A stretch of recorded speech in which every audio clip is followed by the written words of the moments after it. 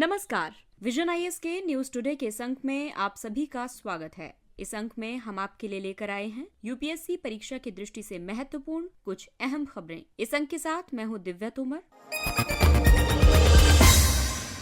आइए सबसे पहले बात करते हैं इस अंक की खास खबरों के बारे में। कर्नाटक हाई कोर्ट ने फैसला सुनाया कि हिजाब धर्म का अनिवार्य हिस्सा नहीं है। कम कार्बन वाली अर्थव्यवस्था की दिशा में आगे बढ़ते हुए भारत 24,000 करोड़ रुपए के सॉवरेन ग्रीन बॉन्ड्स जारी करने की योजना बना रहा है। संसदीय समिति की एक रिपोर्ट के मुताबिक भारत वास्तविक नियंत्रण रेखा पर बुनियादी ढांचे को और बेहतर बनाने में जुटा। राष्ट्रीय नागरिक रजिस्टर एनआरसी में शामिल होने से वंचित रह गए लोगों की शिकायतों की जांच करने के लिए असम ने एक मंत्रिमंडलीय उपसमिति का गठन किया और ऑटोमोबाइल तथा ऑटो कंपोनेंट के लिए उत्पादन से संबद्ध प्रोत्साहन योजना ने लक्ष्य से अधिक निवेश आकर्षित किया।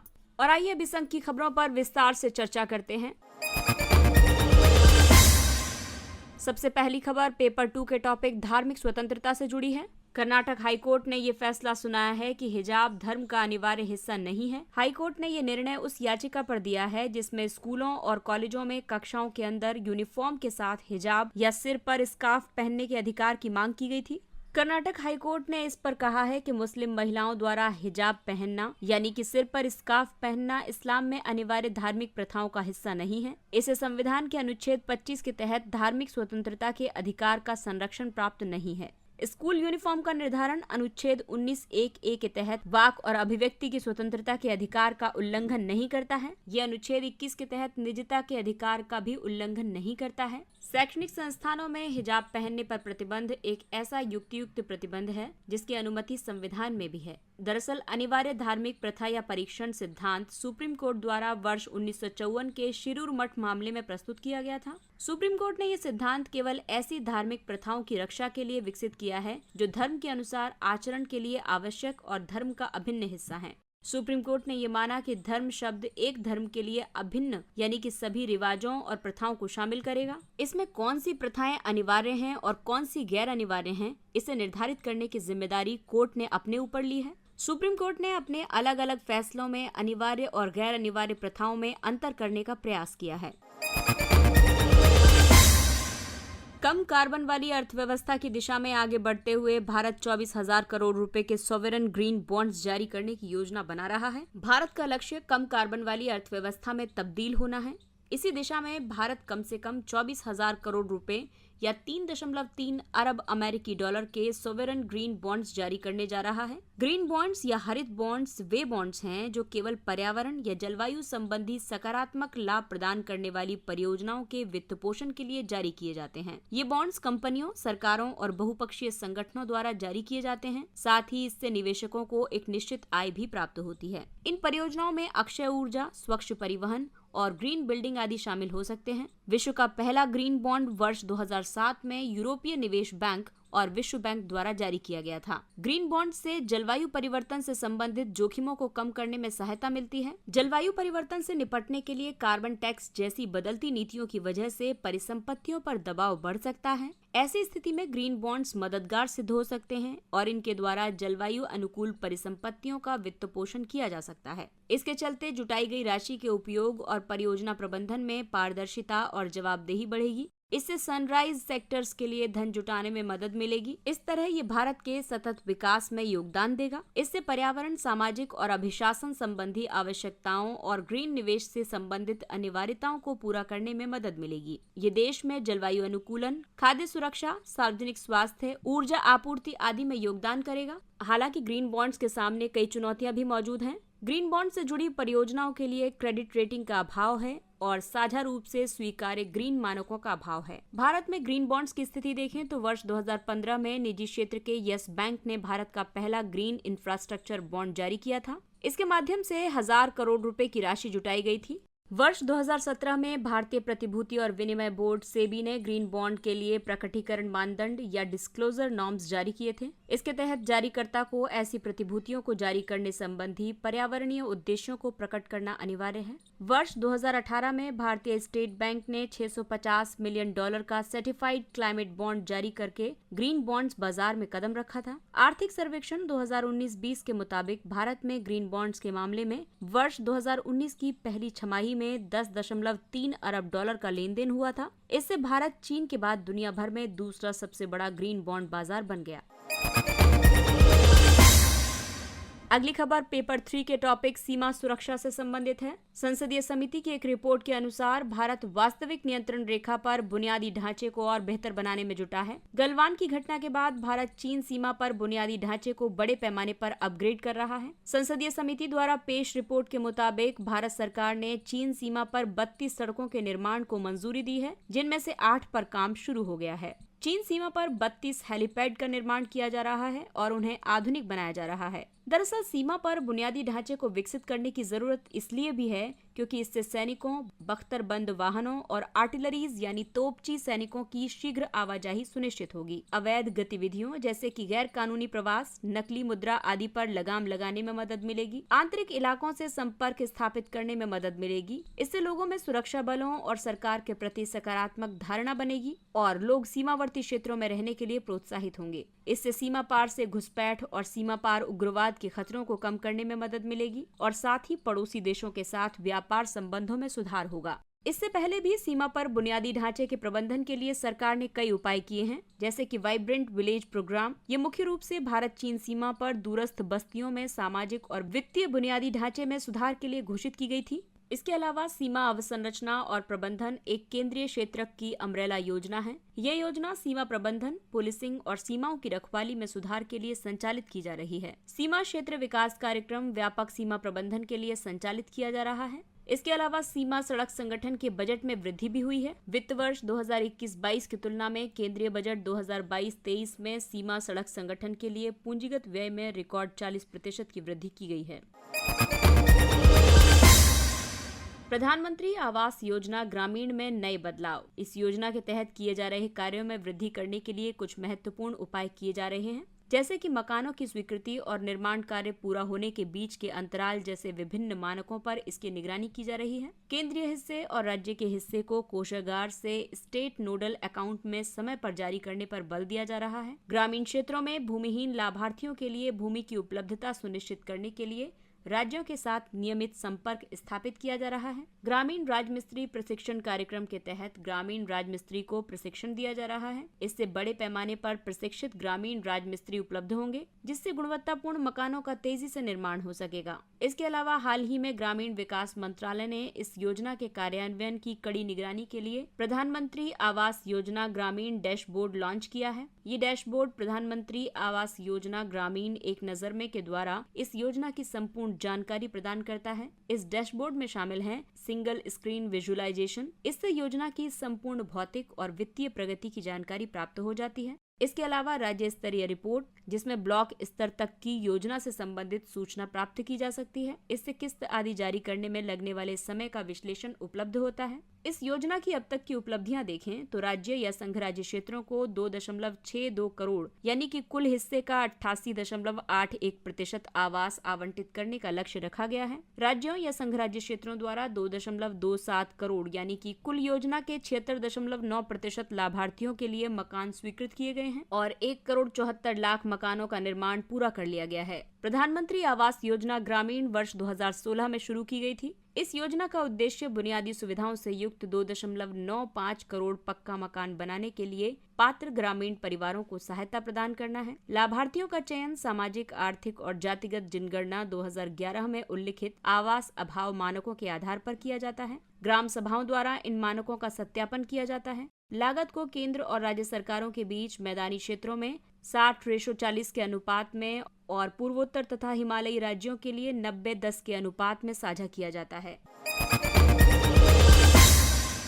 राष्ट्रीय नागरिक रजिस्टर में शामिल होने से वंचित रह गए लोगों की शिकायतों की जांच करने के लिए असम ने एक मंत्रिमंडलीय उपसमिति का गठन किया। ये उपसमिति उन 19 लाख लोगों की समस्याओं की जांच करेगी जिन्हें अगस्त 2019 में प्रकाशित एनआरसी की पूरक सूची में शामिल नहीं किया गया था। एनआरसी एक तरह का रजिस्टर है जिसमें सभी भारतीय नागरिकों का विवरण शामिल है। वर्तमान में असम एकमात्र राज्य है जिसके पास एनआरसी है। इसे पहली बार वर्ष 1951 में तैयार किया गया था और अंतिम बार वर्ष 2019 में अपडेट किया गया था। एनआरसी को नागरिकता अधिनियम 1955 तथा नागरिकता, नागरिकों का पंजीकरण और राष्ट्रीय पहचान पत्र जारी करना नियमावली 2003 के प्रावधानों के अनुसार अपडेट किया गया था। असम समझौते में कई प्रावधान किए गए थे। यदि असम का कोई निवासी 25 मार्च 1971 से पहले असम में अपनी उपस्थिति या अपने पूर्वज की उपस्थिति साबित कर सकता है तो उसे भारतीय नागरिक माना जाएगा।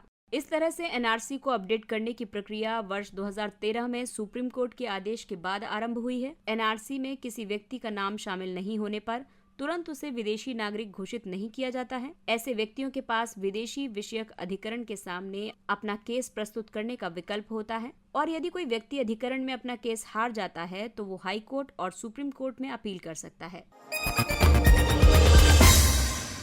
अगली खबर ऑटोमोबाइल इंडस्ट्री से जुड़ी हुई है। ऑटोमोबाइल और ऑटो कंपोनेंट के लिए उत्पादन से संबद्ध प्रोत्साहन योजना ने लक्ष्य से अधिक निवेश आकर्षित किया है। ऑटो सेक्टर की इस योजना के तहत 5 वर्षों की अवधि में 42,500 करोड़ रुपए के निवेश का लक्ष्य निर्धारित किया गया है। इस लक्ष्य की तुलना में ये योजना 74,850 करोड़ रुपए के निवेश प्रस्ताव को आकर्षित करने में सफल रही है, जो कि लगभग दोगुनी मानी जा सकती है। ऑटोमोबाइल और ऑटो कंपोनेंट के लिए पीएलआई योजना को वर्ष 2021 में अधिसूचित किया गया था। इस योजना का उद्देश्य उच्च श्रेणी के ऑटोमेटिव उत्पादों के विनिर्माण में देश की क्षमताओं को बढ़ाना है। इस योजना के 2 घटक हैं, चैंपियन ओईएम प्रोत्साहन योजना और कंपोनेंट चैंपियन प्रोत्साहन योजना। यहाँ ओईएम यानी ओरिजिनल इक्विपमेंट मैन्युफैक्चरर यानी मूल उपकरण विनिर्माता। चैंपियन ओईएम प्रोत्साहन योजना सभी सेगमेंट के बैटरी इलेक्ट्रिक वाहनों और हाइड्रोजन ईंधन सेल वाहनों के लिए है। कंपोनेंट चैंपियन प्रोत्साहन योजना वाहनों के उच्च श्रेणी के ऑटोमेटिव तकनीक आधारित घटकों, कंप्लीटली नॉक डाउन किट, 2 पहिया और तिपहिया वाहनों, यात्री वाहनों, वाणिज्यिक वाहनों और ट्रैक्टर्स के लिए है। ये योजना मौजूदा ऑटोमोटिव कंपनियों और नई गैर ऑटोमोटिव निवेशक कंपनियों के लिए खुली है। भारत में ऑटोमोबाइल सेक्टर की बात करें तो ऑटोमोबाइल उद्योग ने वित्त वर्ष 2019-20 में 26.36 मिलियन वाहनों का निर्माण किया। भारत में ऑटो सेक्टर देश के विनिर्माण आधारित सकल घरेलू उत्पाद में 35% का योगदान देता है। इसके अलावा भारत के ऑटो सेक्टर के वर्ष 2026 तक वॉल्यूम के मामले में विश्व के तीसरे सबसे बड़े ऑटोमोटिव बाजार के रूप में स्थापित होने का अनुमान है। और आइए बात करते हैं कुछ अन्य महत्वपूर्ण सुर्खियों की। उत्तर अटलांटिक संधि संगठन की सदस्यता। नाटो की सदस्यता के लिए एक प्रक्रिया है जिसमें नाटो सदस्यों के बीच सहमति बनने के बाद आवेदक देश मेंबरशिप एक्शन प्लान में शामिल होता है। ये सदस्यता के लिए सबसे पहला चरण है। इसके बाद नाटो देश उस देश को वॉशिंगटन संधि, जिसे कि नाटो संधि भी कहा जाता है, इसके एक पक्षकार बनाने के लिए संशोधन पेश करता है। इसके बाद नया सदस्य नाटो संधि में शामिल होता है। नाटो की सदस्यता के लिए आवश्यक मानदंडों में शामिल है लोकतांत्रिक राजनीतिक प्रणाली, बाजार अर्थव्यवस्था, अल्पसंख्यक आबादी के साथ उचित व्यवहार। नाटो का गठन वर्ष 1949 में किया गया था। इसे संयुक्त राज्य अमेरिका, कनाडा और कई पश्चिमी यूरोपीय देशों द्वारा सामूहिक सुरक्षा प्रदान करने के उद्देश्य से गठित किया गया है। Employee stock ownership plan ESOP कर्मचारी को लाभ पहुंचाने की एक योजना है। इसका उद्देश्य कर्मचारियों को उस कंपनी में शेयर या स्टॉक या स्वामित्व प्राप्त करने के लिए प्रोत्साहित करना है जिसके लिए वे काम कर रहे हैं। इसका उद्देश्य कंपनी के कामकाज में शेयर धारकों को, जो कि कर्मचारी भी हैं, उनको शामिल करके कंपनी के प्रदर्शन में सुधार करना और शेयरों के मूल्य में वृद्धि करना है। ESOP कंपनियों को कर लाभ प्रदान करता है। इस तरह से मालिकों द्वारा प्राप्त लाभ को कर्मचारियों में ट्रांसफर करने के लिए भी प्रोत्साहित करता है। बहिनी योजना। सिक्किम निःशुल्क सैनिटरी पैड प्रदान करने के लिए वेंडिंग मशीन स्थापित करने की एक योजना बना रहा है। इसे बहिनी योजना के नाम से जाना जाएगा। ऐसा पहली बार है जब किसी राज्य सरकार ने 9 से 12 तक की कक्षा में पढ़ने वाले सभी लड़कियों को योजना में शामिल करने का निर्णय लिया है। इसका उद्देश्य स्कूलों से लड़कियों के ड्रॉप आउट को रोकना और मासिक धर्म के दौरान स्वच्छता के बारे में जागरूकता बढ़ाना है। मुंबई में मार्च महीने में ही लू या हीट वेव की चेतावनी। आमतौर पर भारत में लू या हीट वेव मार्च से जून तक चलती है। कभी कभी ये जुलाई में भी देखने को मिलती है। हालांकि अभी मुंबई सहित कोंकण क्षेत्र में हीट वेव जारी है और इसके कई कारण हैं। सबसे पहली बात तो ये है कि ये निकटवर्ती सौराष्ट्र कच्छ क्षेत्रों में जारी हीट वेव के प्रत्यक्ष प्रभाव में है। इसके अलावा महाराष्ट्र के तटीय क्षेत्र में समुद्र समीर यानी सी ब्रीज की धीमी गति और पूरी तरह से साफ आसमान की दशाओं की वजह से ऐसी उष्ण स्थितियां पैदा हुई हैं। आइए अब आपको बताते हैं कि किन दशाओं में किसी क्षेत्र को लू या हीट वेव से प्रभावित माना जाता है। यदि मैदानी इलाकों में अधिकतम तापमान 40 डिग्री सेल्सियस या उससे ज्यादा हो जाए और यदि तटीय इलाकों में तापमान 37 डिग्री सेल्सियस या उससे ज्यादा हो जाए तो इसे हीट वेव माना जाता है। सीवीड। मत्स्य पालन, पशुपालन और डेयरी मंत्रालय सीवीड क्षेत्र के प्रगतिशील विकास पर ध्यान केंद्रित कर रहा है। सीवीड समुद्री पादप और शैवाल की अनगिनत प्रजातियों के लिए एक साझा नाम है। ये समुद्र के साथ साथ नदियों, झीलों और अन्य जलीय निकायों में भी उगते हैं। मछुआरों के सशक्तिकरण के लिए प्रधानमंत्री मत्स्य संपदा योजना के तहत भी सीवीड फार्मिंग को प्रोत्साहन दिया जा रहा है। सीवीड समुद्री घास से अलग होते हैं क्योंकि सीवीड गैर संवहनीय और मैक्रो एल्गा जैसे पादप की तरह होते हैं। इनमें वास्तविक जड़, तना और पत्तियां नहीं होती हैं। समुद्री घास संवहनीय पादप जैसे होते हैं जिसमें वास्तविक जड़, तना और पत्तियां होती हैं। Man portable air defence system. कई सारे पश्चिमी देश युद्ध में यूक्रेन की सहायता के लिए मैन पैड्स भेज रहे हैं। मैन पैड्स कम दूरी तक हमला करने वाली एक हल्की, पोर्टेबल और सतह से हवा में मार करने वाली मिसाइलें हैं। इन्हें विमान या हेलीकॉप्टर को नष्ट करने के लिए व्यक्तियों या कुछ लोगों के समूहों द्वारा भी दागा जा सकता है। इन्हें कोई व्यक्ति अपने कंधे से भी दाग सकता है। साथ ही इन्हें किसी वाहन के ऊपर से, ट्राइपॉड या स्टैंड से, हेलीकॉप्टर या नाव से भी दागा जा सकता है।